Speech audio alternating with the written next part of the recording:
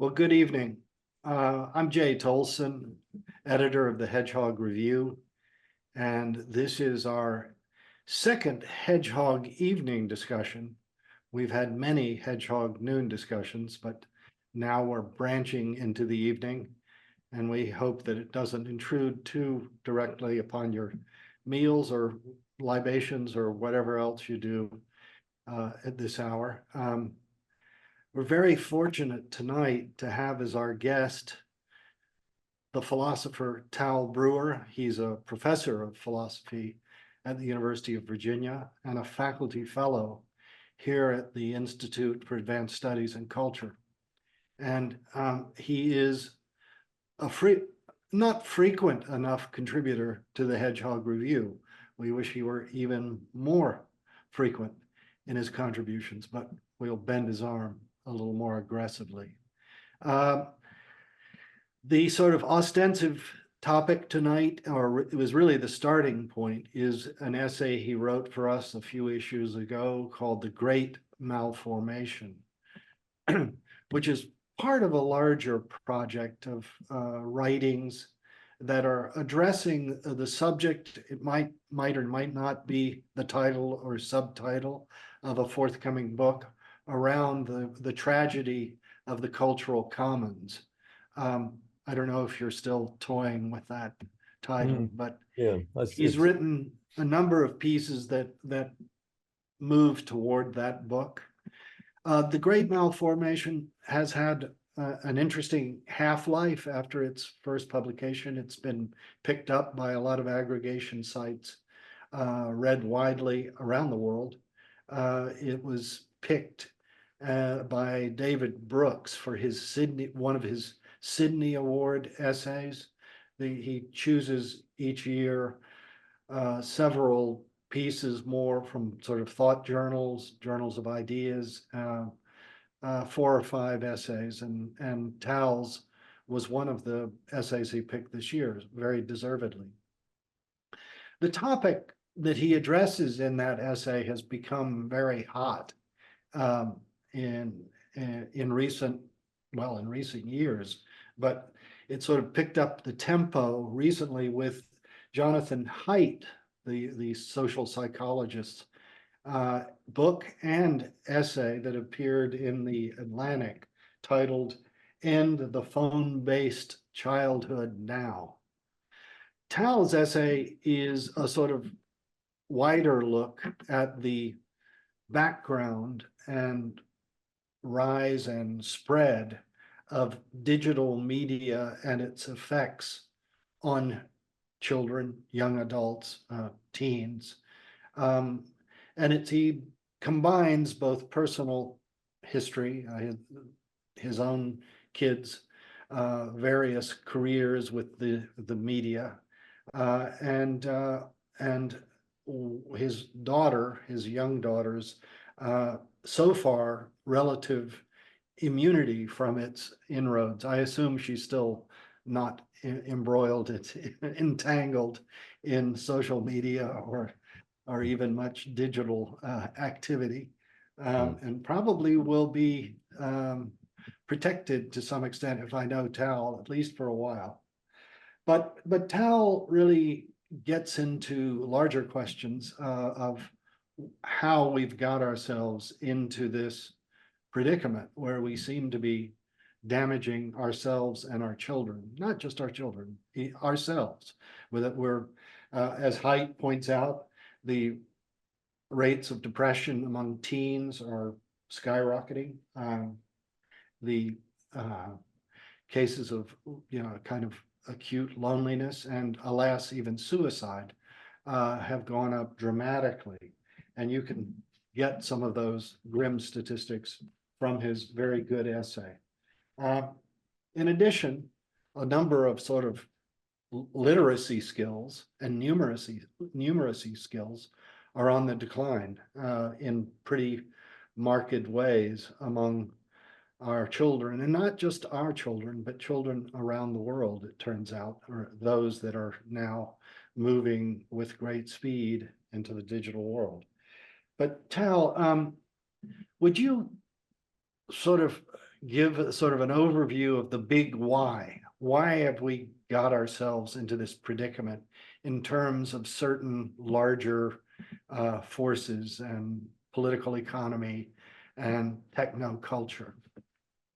I'll take a crack at it. That's what I've been trying to figure out for many years, and I think I've at least clarified some of my own views about these matters. Hopefully, I'm seeing things a little more clearly than I used to.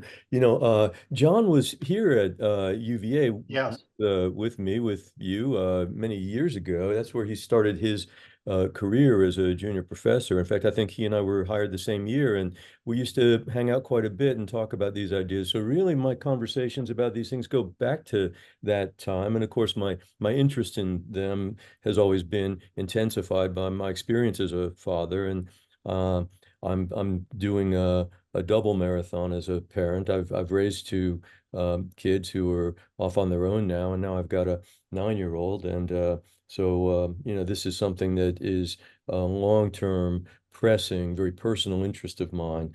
And so I have, I think that it can help to look backwards to try to figure out just um, how we got into this predicament. And my own way of thinking about this is something like the following, that, I think there are a number of really wonderful historians of the Industrial Revolution, but perhaps nobody is, at least to my way of thinking, more insightful than Karl Polanyi, who wrote The Great Transformation. And so I was really trying to, with the title Great Malformation, attach myself to that line of thought. One of the things that he claims about the Industrial Revolution is that it's a moment when something new comes onto the scene, something takes on a kind of a self-standing and independent existence, the thing that we call the economy. Of course, there's always been, exchange and activity that we would categorize as economic. That's as old as humankind. But what's distinctive, he thinks, about the moment of the Industrial Revolution is that a fundamental change takes place, where prior to the Industrial Revolution, what we call economic behavior was sort of woven into the warp and woof of daily life and really indissociable from kinship relations and from neighborly relations and village connections of various kinds. All of a sudden, this thing called the market, a market for wage labor, a market for goods and services, is sort of extracted from its embeddedness in that cultural context. He calls that the disembedding of the economy. And in a way, he thinks that it is the moment when there's something definite with boundaries that you can point at and say, that's the market, that's the economy. And one of the features of this moment is that work moves from a something that happens in the family context by and large, perhaps in the living room or in the field with children, and it's relocated to the factory floor, where one member of a family or maybe a few members of the family, but separated at different workstations, would be spending the lion's share of their waking hours. And so there's a kind of an interruption of family life and a pulling of market activity out of that embeddedness in the cultural context. And he views that as a real cost of the Industrial Revolution that needs to be sort of weighed side by side with its enormous benefits when it comes to increased productivity. And I think he's right to see it that way.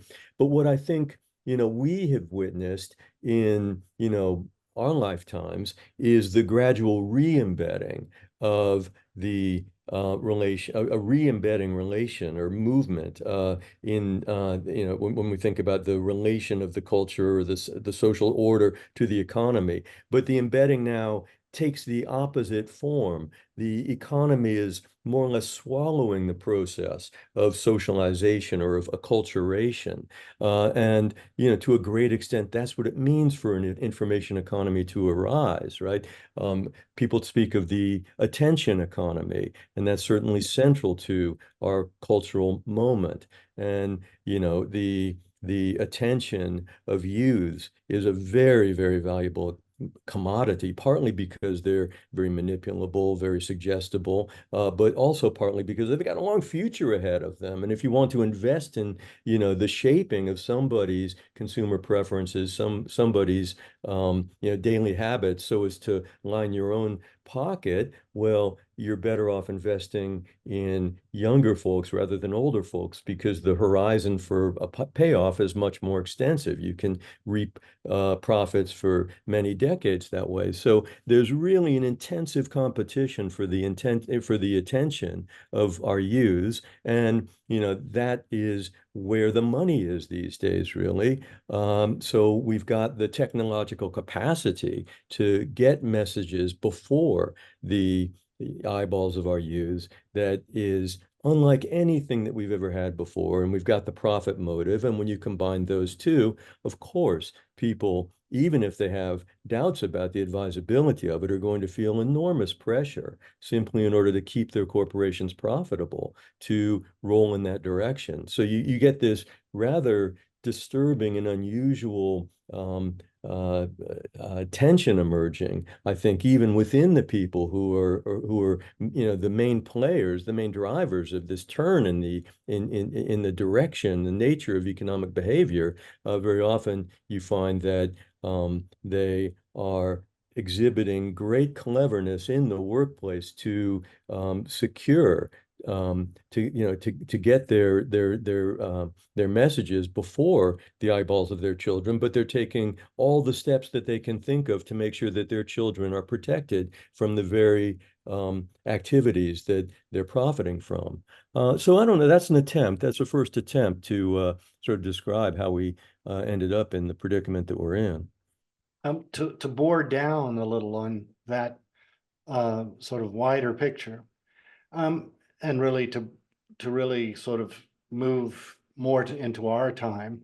Um, why do you think that adults, parents, were sort of caught off guard and even had quite different expectations of what might happen by allowing this tremendously powerful communications and information media to be in the hands of children? As Haidt points out in his book and in his essay, you know, the big change in kind of digital use came not so much in the 90s, when kids were first starting to get online with computers, but Hmm. really with the arrival of these things, these smartphones, clever phones, in the Audis, the late Audis in particular, and Hmm. then the so-called Generation Z,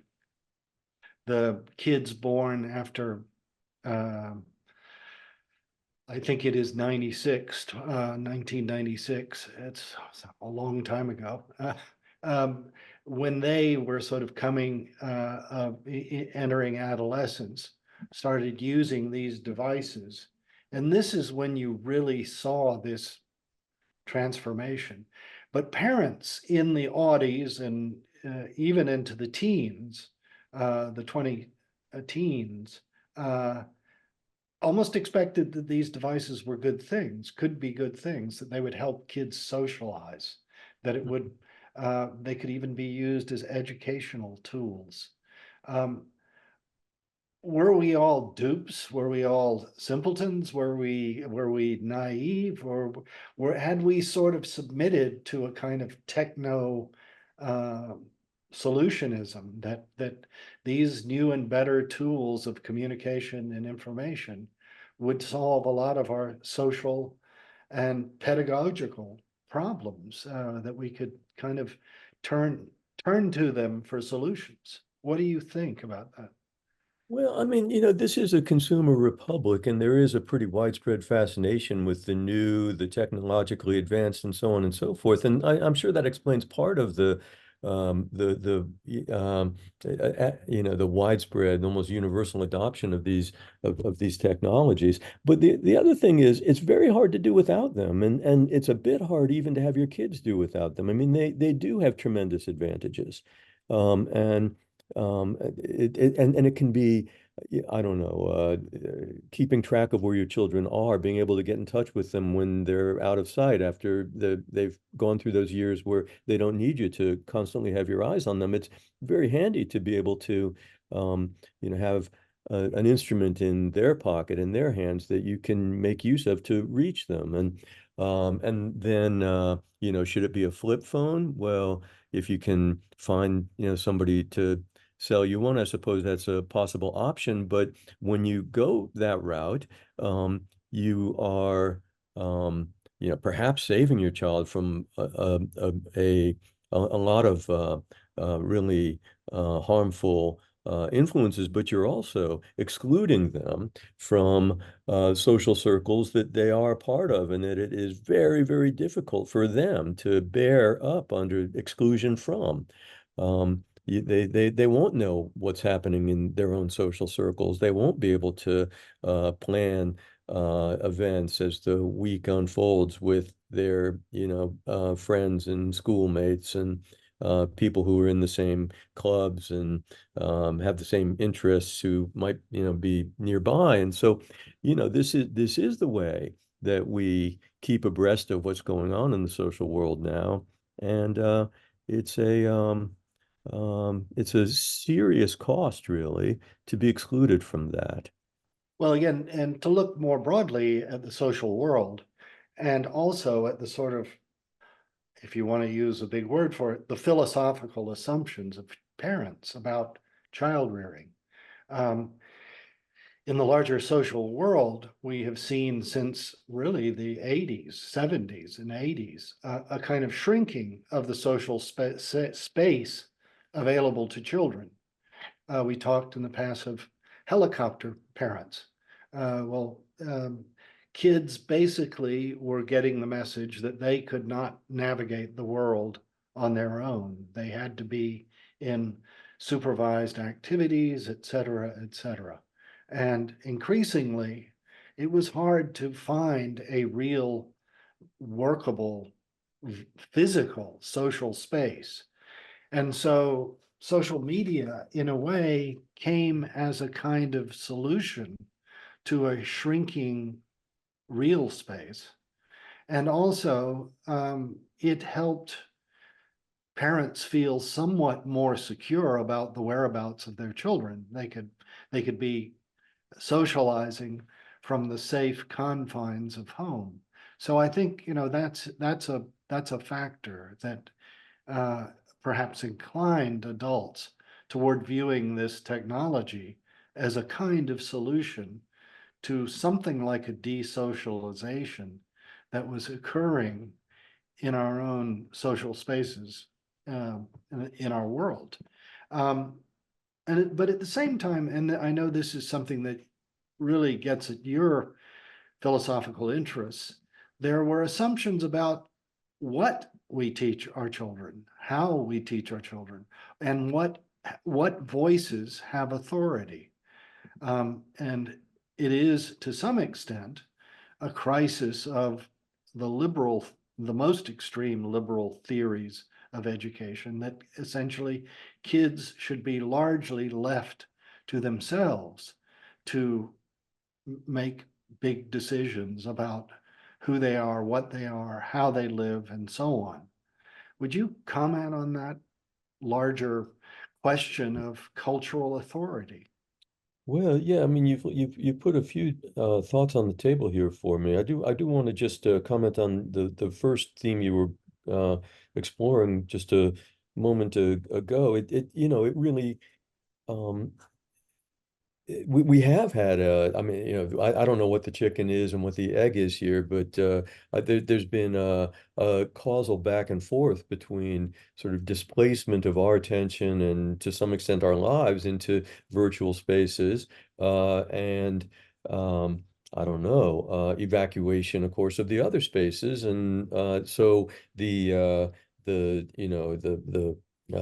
human presence version of the village that it takes to raise kids, that has become much less dependable, right? You can't count on there being lots of eyes cast out on the neighborhood streets, and a kind of a collective effort to make sure that children, have a space of their own that, has relatively safe boundaries, but they can, really occupy and have a life in. And so, that has made it hard to avoid having children too move their lives to some degree into the virtual realm. I mean, this realm um, is very appealing in certain ways, not perhaps on full reflection, but it does have a kind of an immediate appeal. You can lose yourself in it. The design ideal of virtual spaces, or at least one principal design ideal, is frictionlessness. You move through these spaces without a great deal of effort, and you kind of are compelled by the appeal of the next little dopamine rush, the next little charge of something with immediate interest to, that lends itself to, a short, sharp dispersal of attention, or release into it of attention. And so, it's something that adults have had a hard time resisting, just as kids have had a hard time resisting. And this is, I think, if you talk about the um, the impact on our children of the experience of the internet, the experience of the virtual realm, this experience of frictionlessness, and of always having the words and the images making a bid for your attention, only encountering words and images that were selected precisely in order to call out to your attention and to sustain it. That is, movement through that environment over time has a profound effect, it seems to me, on the general sense that young people have of what words and images are for, what it is to appropriately direct your attention. And that, it seems to me, is something that we are now to a great degree stuck with. And this is something very different from depression and suicidal ideation of the sort that can be caused by immersion in social media. It's a fundamental change in our relation to meaning conferring symbols, to language, to the power of logos, to the power of imagery, and also to other human beings, because these become our attention is just to a great degree redirected to these compelling uh, little snippets of meaningful, or symbol symbolic experiences with words and images. So that. But even when it's not images that were given, or narratives that were given from some source, it's in social media, or it should be called asocial media. In this medium, kids are also, as people have written, are curating themselves, their self-presentation. It's a very controlled image of themselves that they want to present to their peers. And Mhm. as a result, strangely, in many cases, they become far more comfortable with this curated self than with the self that actually engages with people in real time and real Mhm. space. Mhm. Because that self is subject to far more unpredictable contingencies, you might say, and Mhm. also the real rub and give and take of actual presences. So Mhm. I think, to the extent that kids become, and not just kids, I mean, we're talking about young adults now, Yeah. and employers talk about young employees these days being really sort of, you know incapable in many cases of handling particularly difficult social exchanges like evaluations of their work. That there's a kind of awkwardness and fearfulness Mm, in actual personal dealings because mm, they're no longer operating in this sort of curated through these curated exchanges.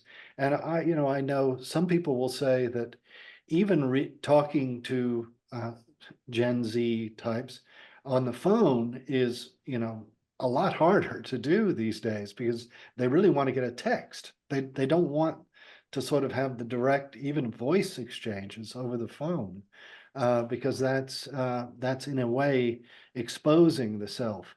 But mm. we're talking about causes and effects in a blended way, which is fine. But I wonder though, again, this question of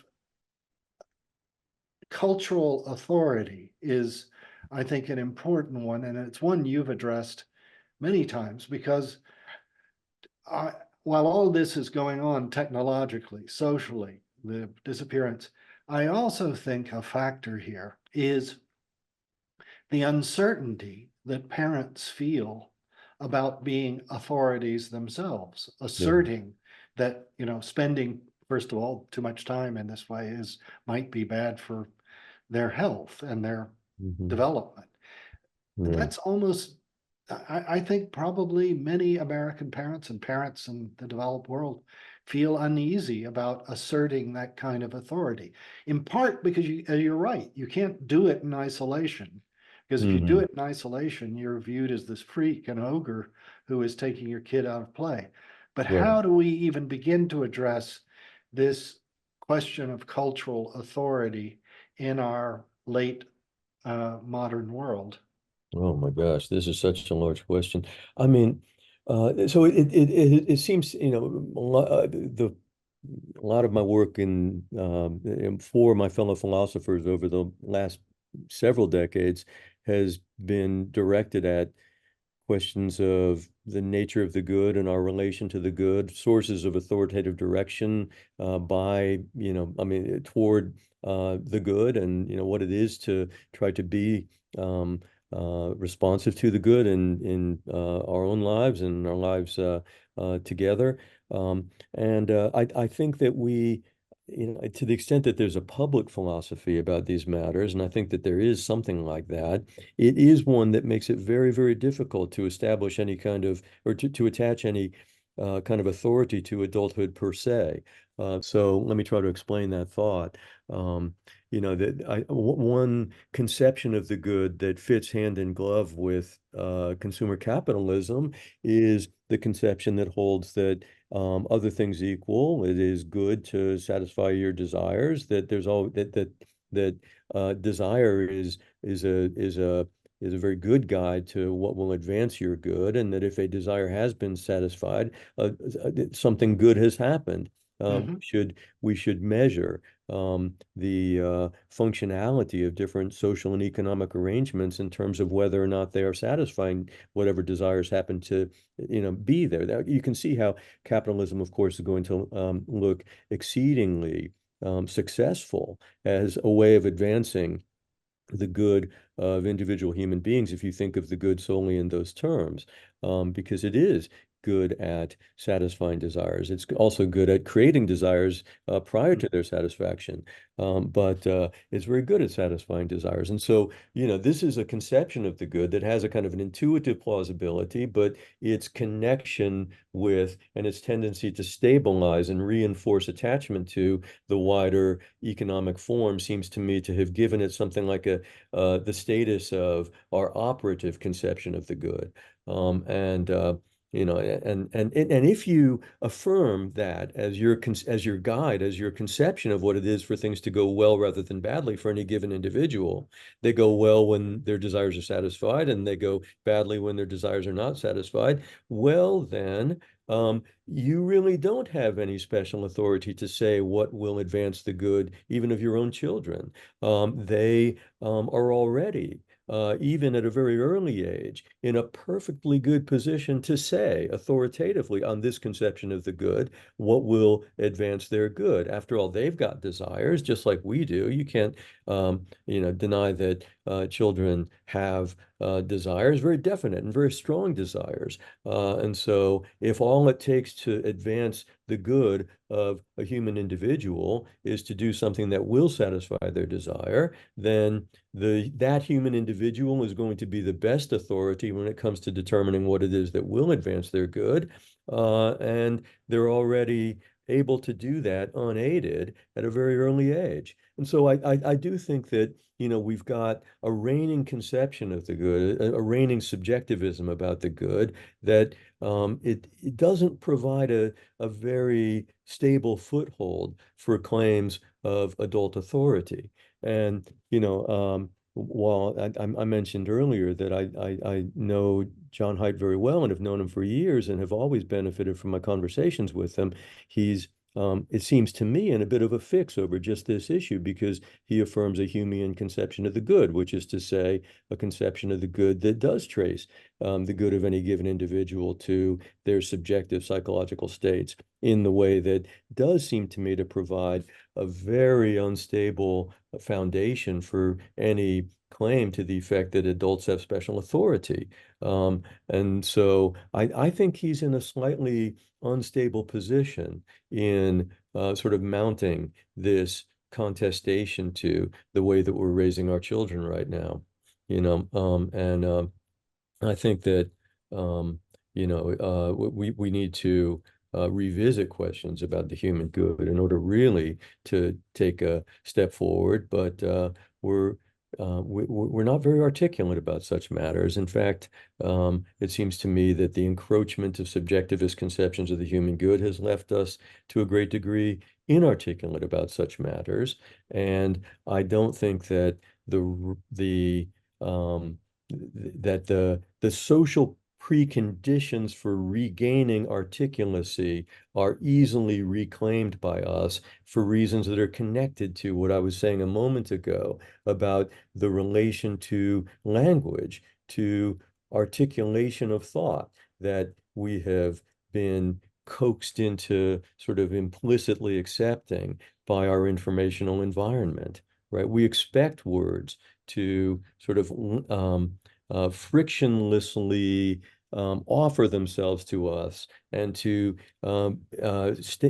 succeed or fail depending upon whether they manage to secure our attention at any given moment. We don't expect words to challenge us, to bring us up short, to cause us to engage in very friction-laden, very difficult, very prolonged, and sometimes quite effortful reflections about what to think and how to live. And yet that, it seems to me, is an absolute precondition for slowly moving alone and together back toward a condition of greater articulacy about the good. 2 points. First of all, I would like in the second half of this program to move to some other areas related to sort of the attention economy, the move into large language models and generative AI, and some of the cultural consequences of that. Also, some people have already started to do this, have on the Q&A have entered some questions, and I'll try to get to some of those at the end of this discussion. Beautiful. And I will pass on all of these questions to Tal if we don't get through them in the remainder of the time that we have tonight. But please feel free to put your questions in the queue, and I'll try to get to them. But one thing I wanted to say in response to what you're saying is we do seem to have an implicit public philosophy, and it's sort of utilitarianism with consumerism, with choice models that allow people to maximize happiness for, if not the greatest number of people, quite a lot of them. that the model is quite utilitarian, whether we acknowledge the legacies of those earlier utilitarian thinkers or not, but we seem to operate in that sphere. And I think a number of questioners say, how do we put the cat back in the bag? Or is there any doing it? And is there, I mean, how do we even raise the question that you say you and your fellow philosophers discuss, is how is the notion of a good, how can it be even raised in child rearing today in education? Obviously, there are some schools that have fostered a kind of concern for the good, either through religious language and concerns, or even through sort of more philosophical notions of the good, the Hmm. common good. But is it implausible to even make an argument for trying to restore that? I mean, one of our contributors recently, Rita Koganzin, was writing about, she wrote an essay called You Can't Tell Me What to Do, I think was the title. But it was about the fact that even early liberal theorists like Rousseau realized that you needed authority to have citizens who could live in liberal societies. But if kids were not formed after some kind of pattern of authority of what is good, of what is true, of what is beautiful, uh, you would not have people capable of living in liberal democratic societies. So it's almost as though we don't want to discuss that in our sort of public discussions, because it somehow conflicts either with, separation of state and church, or our ideals. But this is not, and I'm not advocating a sectarian solution or a religious solution. I'm saying, how is it that the pursuit of sort of common goods has become, in a way, almost eradicated from the formation of individuals in our society? And without it, how can we begin to counter the forms of authority, of consumer authority, of that really run rampant through our media? Hmm. Well, there's a long tradition of thought about politics, as Jay, you know well, that calls for some kind of soulcraft as an essential condition of a well-constituted polity. And I think that that tradition can be divided into two sort of um, kinds of streams of thought, maybe I could call them. One narrower stream of thought is something like the following, and I heard it in some of your comments just a moment ago. Um, that any regime that is minimally decent requires, for its own stabilization over the generations, that successive generations be raised in such a way as to appreciate the guiding ideals and founding values of that regime. And so to ignore soulcraft is to doom a regime to destabilization over the generations. I think that that is surely true. And liberalism is as subject to that demand as any other political regime. In a way, you might say that, liberal democracy is particularly or acutely subject to that demand because its capacity to sustain itself in a stable form, in a decent and healthy form over the generations, depends upon widespread public attachment to its basic ideals. But those ideals don't really encompass the human good in any sweeping way. I think they're about respect and civility and so on and so forth. Now, we've fallen short, it seems to me, as a society, even of reproducing an attachment to that minimal set of ideals, and that has put us in a very precarious position right now. Um, and I do think that our form of liberalism has been at war with itself over just these kinds of questions. There's been the ideal of which has, and there's something to this ideal of government restraint so that it doesn't take on the role of cultivating a set of controversial conceptions of what human beings, are called to do and to be in successive generations. It's very, the official ethos calls for a certain kind of lightheadedness in that regard. There are benefits to that lightheadedness. Government can be, very ham-fisted and ineffective too in attempting to sort of sustain a public good or a public consensus about what, even about some minimal political goods. And so, I see to some degree the appeal of that kind of restraint, but I think that we've taken it too far, and we are due for a reckoning precisely because of our failure even to inculcate in successive generations that kind of basic civility. But of course, there's a wider conception of the human good, and that's, um, nothing could be more important to human life than a sustained effort to gain a glimpse of what that good is and to lift one's life into closer conformity to its demands. Nothing could be more important, and yet that good is notoriously opaque. And the idea that there could be some kind of widespread and unproblematic agreement about its contours seems to me to be um, I mean, there have been moments in history when such a thing, when such an agreement was in place. I don't think that we can retrieve any agreement of that sort, and I don't think that and the only steps that I can imagine moving us in that direct, really moving us, and the only steps that could really move us in that direction would be very undesirable. And so, I don't know what to say about that. I think we need.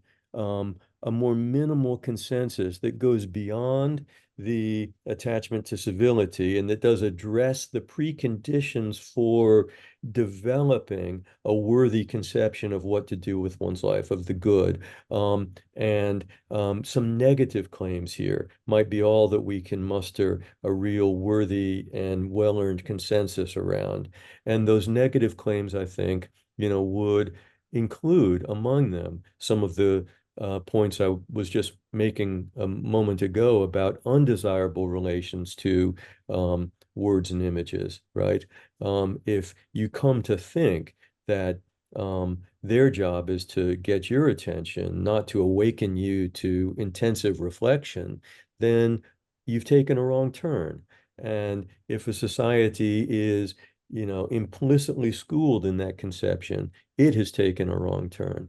That negative claim, it seems to me, is a possible subject of a workable consensus. And it does seem to me to be good from the point of view of civic peace, but to go well beyond the ideal of civility and to begin to lay the foundations that need to be in place for worthy explorations or quests whose aim is to illuminate insofar as possible in the life of an individual, the life of a family, the life of small groups of people, the good and to answer to it.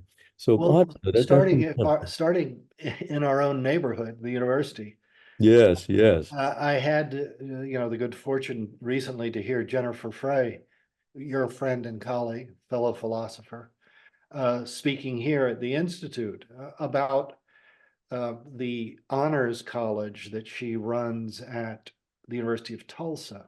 Hmm. And what I think was interesting about somebody in the audience to ask, he says, well, isn't this elitist?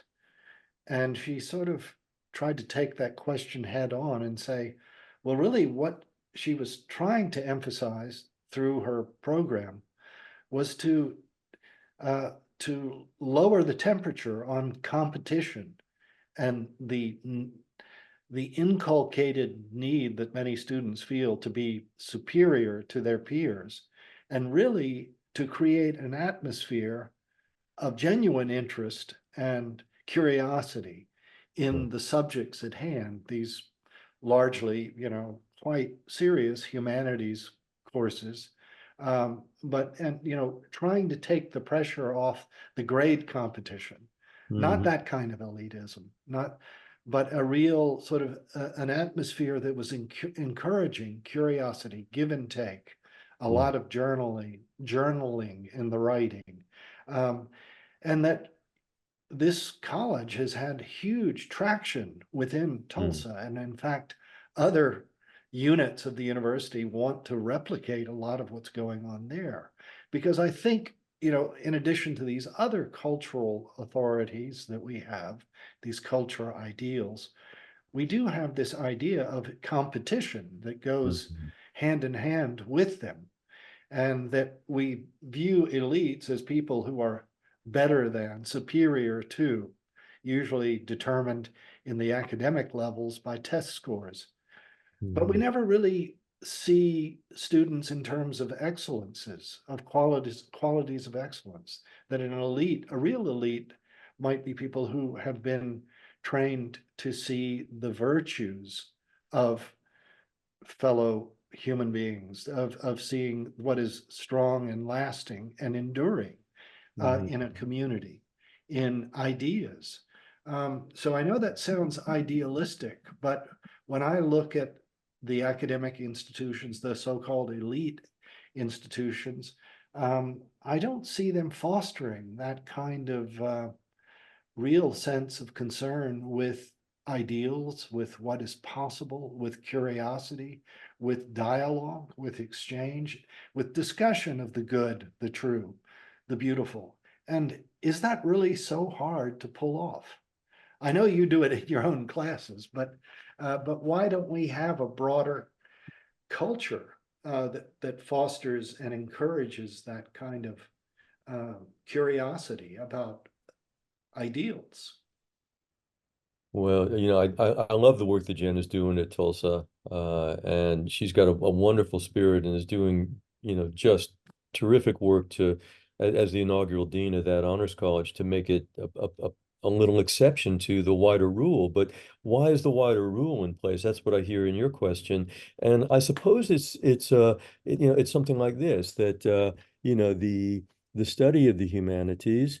Um, Enters into the lives of young folks under the current dispensation as part of a set of demands that are placed before them that have the following de facto role in their life. If they excel in answering to these demands, they will have a much better chance of being selected for an entry level role in a corporation where careers lead to high remuneration and high prestige jobs and so on and so forth. So your career prospects get much, much better if you do well in the universities as we've set them up. And if that's what um, students are focusing on, if that's the de facto role that the study of things like the humanities play in their lives, it's no wonder that they feel very competitive about their engagement in those classes.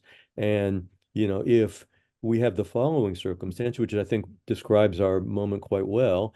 A, students have been accustomed to frictionlessness in their interactions with, texts. B, the suddenly friction-laden tasks that are placed before them need to be completed well in order to advance their own career prospects. And C, a new technology is offered to them, and this brings in the LLMs, such that they can push a button and get a pretty competent rough draft, or even a midway to finish draft of an assignment that they've left to the last minute, and then attempt to, work further on that assignment to, be to edit it into a condition where they think they might get a pretty good grade. If you have all of those conditions in place, it seems to me that students are going to take the less friction-laden alternative of hitting that button, and they are going to deprive themselves of the thing that we who are attempting to offer humanities education hope to offer them, and hope to induct them into taking a real interest in. And in a way, you can see why the background conditions and natural motivations that are, present in the classroom as currently constituted would induce students to do just that, right? To spare themselves this thing called an education. So yeah, I think that we need to do some rethinking of the background culture of institutions of higher education and the public perception of the point of attending such an institution if we want to induce large numbers of young people to take a very different sort of approach to the sterling resources that are available to all of us for thinking carefully and deeply and articulately about human life. Well, as I said, we won't be able to get deeply into this subject. The new era of generative AI, of large language model AI. But clearly, we are witnessing a tsunami of kind of new promises, new offerings, new possibilities, some of which are being touted quite, almost uh, uh, you know, unquestioningly by people who see them as a solution. I know Mhm. you have many thoughts about this subject, but would you like to get into this just a little, and then I'll read some of the questions that our listeners have registered. Yeah, yeah. Well, oh my gosh. Maybe that's too broad. Maybe we should just say, uh, uh, does the sort of the human person that we have been shaping over the last 15 years, when now faced with the arrival of generative AI, large language models, chat mm, GPT, um, is it in a way even easier for the human factor to become even more negligible in mhm, daily life? For example, if large language models can do research and do a lot of the so-called professional managerial class jobs, if you learn to operate this technology, ask the right questions, frame them the right way, and do a little editing around the edges, um, why not? And then you can spend more of your time being a good consumer. mm. Well, for lots of purposes, it seems to me that the LLMs are an enormous convenience and a real boon. There are lots of kinds of writing and lots of kinds of image creation that we don't need to throw ourselves into and permit ourselves to be shaped slowly by the struggle to get right, right? I mean, um, marketing language seems to me to be distant enough from the activity of self-clarification and self-formation that if we can find shortcuts to doing effective work in that domain, and if we think that that work really deserves to be done at all, why not push the button? I don't see any real loss in the pushing of the button. I don't think that what's at stake is the growth and development of the individual who's attempting to find the right words in that case. But there are some human engagements with the task of writing where pushing the button is an enormous loss because something crucial to one's own emergence as a human being, one's own coming into clarity as a human being is underway. And if you're not the one finding the words for your nascent thoughts, then your nascent thoughts will never come into full flowering. They'll die on the vine. And so, there it is absolutely crucial that we be the ones who find the words. And, pushing a button even for a rough draft is an enormous loss and an opportunity for, coming into clarity as a human being. And, one of the things that I've been thinking about just in the last few days, I circled back to an author that I had encountered a few years ago and was thinking about Gunther Anders on Promethean shame. The idea of Promethean shame being something like the following, that our technological innovations can do things that can leave us a little bit astonished and a little bit ashamed at at our own very limited capacities.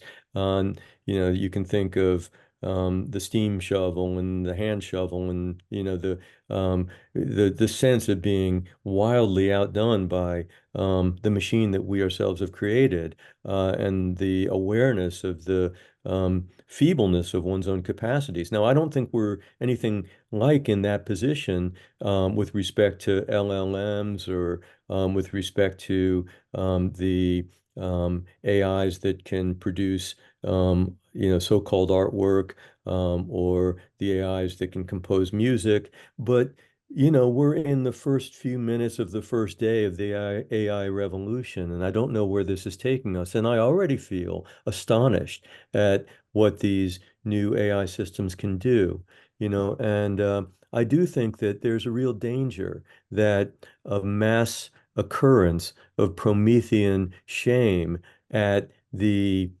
capacities, which are going to certainly get more impressive every year, of these machines that we're creating, will cow us into a kind of a retreat from that which is most essential to a well-lived human life, which is bringing oneself into full articulacy and bringing oneself into full expressiveness. Artwork, literature, these are central to what human beings are doing here on earth and what we do alone and together to sort of awaken each other and to help each other grow. And, I think that time will tell just how our attachment to those vital activities weathers, how it holds up under the possible Promethean shame of the experience of these new um, machines. Yep. Well, I will run through a few questions and you can choose, Tal, which you would like to answer. Some of these have already been sort of answered and or addressed, or maybe they can't be answered, but they have been addressed. Uh, how can we rebuild a commitment to the importance of the common good? I think we've talked about that a little. Isn't there a key issue here, the arbitrary or contingent nature of desires? Once we enter this place where many or most of these desires are being manufactured by others, wanting to make a buck at our expense. It's at this point where the world, our culture, ourselves, loses its center and stability. I would think that any older child or adult would worry about the integrity of their own self once it appeared to them that their very desires came not from within, but were simply forms of manipulation by others. Do you think people have that awareness, to come into that awareness? Well, I think that it's dawning on us, the predicament that we're in. I think people are talking more and more about it. I see it more being discussed and being worried about. And one way to put the strangeness of our moment is this. That it seems to me that any decent society, I mean, human life is a fleeting thing, and the human project here on Earth depends upon the connection of each generation to the next and the bequeathing by each generation of whatever riches they think they're in possession of to the next generation. And so that is always at the heart.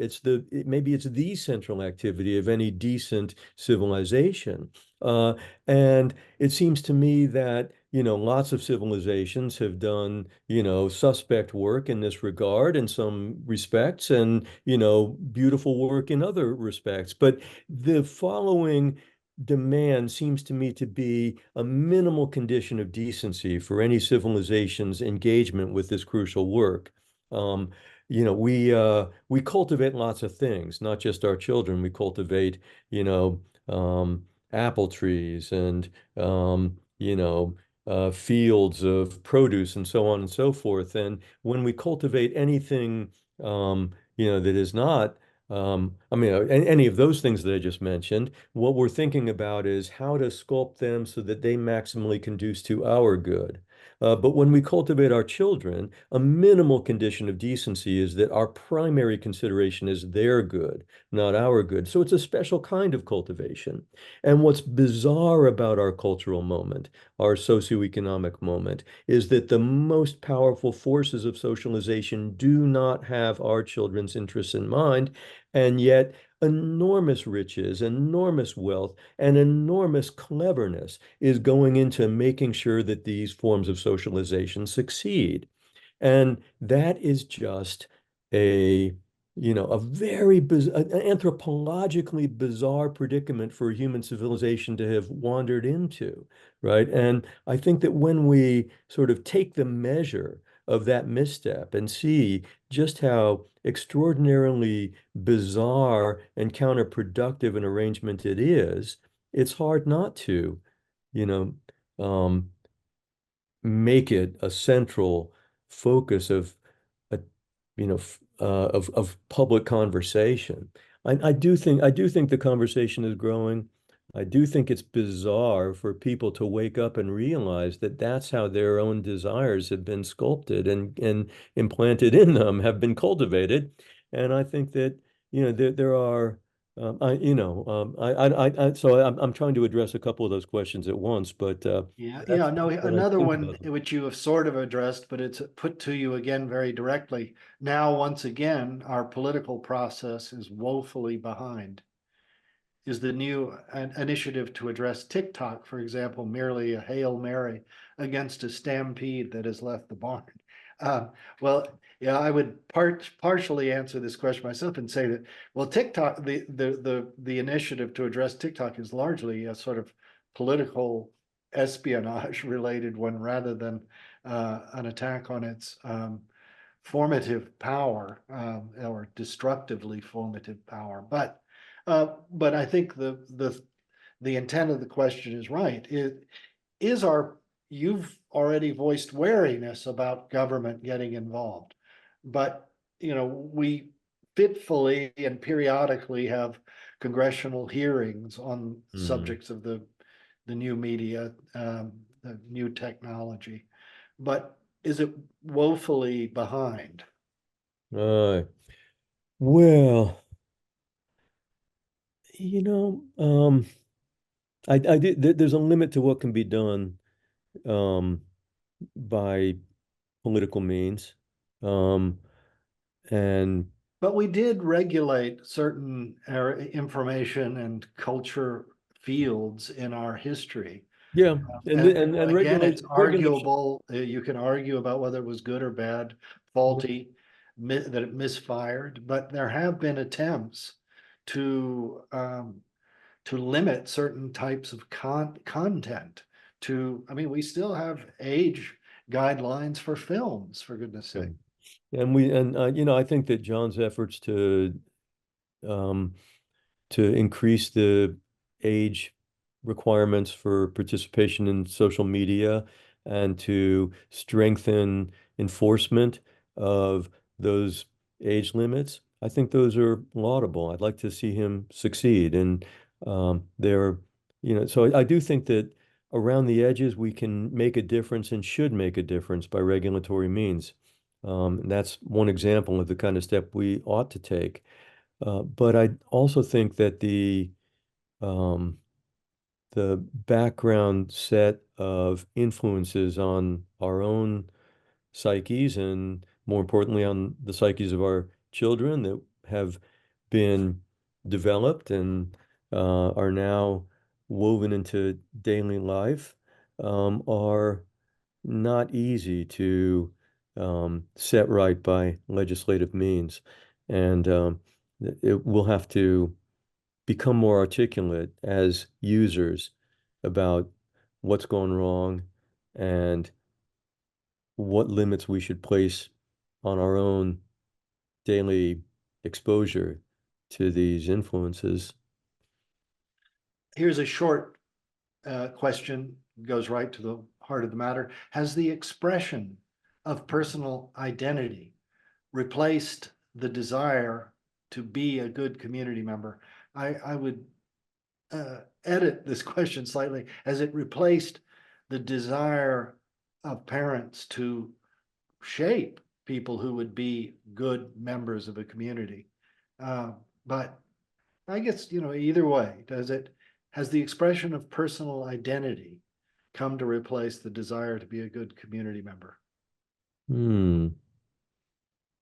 I don't I don't know if I have a sweeping answer to that question. I mean, we are a hyper individualistic society and Yeah. you know, and you were talking earlier about the curation of the self and self-presentation, and I do think that is pervasive, and it it's no accident that it's found friendly, friendly. I mean, it's found this cultural setting friendly because, we roll that way already, and to be given the technological means to double down on that tendency, was, I mean, it's not surprising that we did decide to double down. So yeah, I mean, I think that yeah, I don't know. I feel like, yeah, there's some truth to that observation, but I guess I also feel there are a lot of there are a lot of interesting reactions to our predicament and experiments with, you know, uh, piecing things together in a,